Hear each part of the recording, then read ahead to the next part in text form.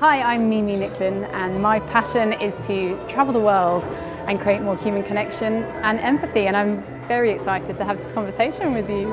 Mimi, thank you very much for giving Breaking Travel News some time here at HSMAI. You have opened the event today with an amazing keynote. Thank you. Why don't you tell us a little bit more about that? So my passion is how we recreate connection in our world, and Nick, there's never been a time when our industry, hospitality, travel, but yes, the world around us, has needed to reconnect more than now. So I'm really proud to be here and to talk to an audience that literally lives in human connection, right? Hospitality is built on us, it's built on people, and just looking at how do we create that in leadership, how do we create it in culture, and how do we create it in travel experiences.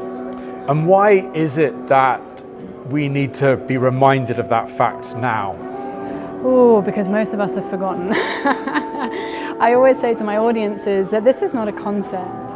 As humans, we know this. We were born knowing it. We know what it feels like to be included, to belong, and we know what it feels like when we don't. But in this fast world, low time, high stress, so much going on, sometimes we can forget to slow down and be present in something that is deeply human. So occasionally, sitting down, having a conversation, listening to a keynote, coming to an event is exactly what we need, just to slow down and reflect on what really makes us human. And when we think about sort of hospitality and the challenges it faces, the opportunities that it has in front of it in terms of the growth, key to that is people and talent. And that talent is coming from a new generation. Tell me a little bit about kind of where you see them at this moment in time around their ability to kind of adapt and to have resilience in the workplace.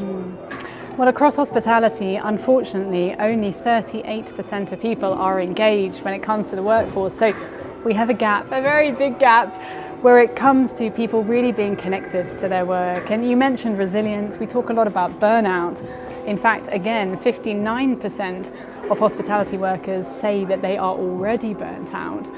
But the key to both of these things, engagement, burnout, resilience, being able to keep those younger generations, is belonging and purpose. That's why we perform. All motivation is relational. So really we struggle with all the generations, lots of people struggle with Gen Z and what they need and why they need it. But at the core of it is listening. And if we as leaders across hospitality, with our staff, with our customers, can lean into that listening and really, Nick, listen to understand, not just to reply, that's where the shift will happen. So I believe that if we can create more empathy in our workplaces, which is not a soft skill, but a hard leadership tactic, we can overcome some of those challenges with things like resignations, turnover, and training of our teams. And I'm a hospitality leader listening to you talking now in this interview or hearing one of your keynotes. What do I actually kind of need to do to make that happen? So fundamentally, this empathetic leadership that we're talking about, which I call listening-led leadership, sits in listening, the backbone of really being able to be a leader who listens more than they speak and is able to use that listening as a human data set. So if there's one thing that I recommend to all leaders, it's to really ask yourself that question: am I listening to understand, or am I listening to reply? This is a hard skill set. Many people call them soft skills. They're wrong, okay? These are hard skills, and if you get them right, you see 21% higher profit. So if you're a leader listening in hospitality or beyond, start with listening, because it is the beginning to all sustainable change. I love the fact that there's a really hard ROI kind of side to this very hard skill. That some people call them power skills. Yes.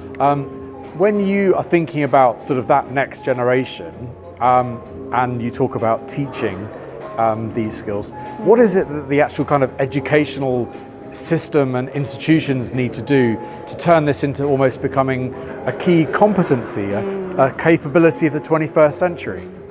I agree with what you say there about this being a capability of the 21st century. I often say that these skills are the skills for the future, But I'm not alone, because the World Economic Forum have also put them in the top 25% of all skill sets that we need to succeed by 2030. And what they're talking about is economic growth and success. So fundamentally, if you're looking to achieve these, I always think there are 3 steps to be very fast about it. The first is awareness. We need to tell people that they exist. Thank you for having me. That's exactly what we're doing here.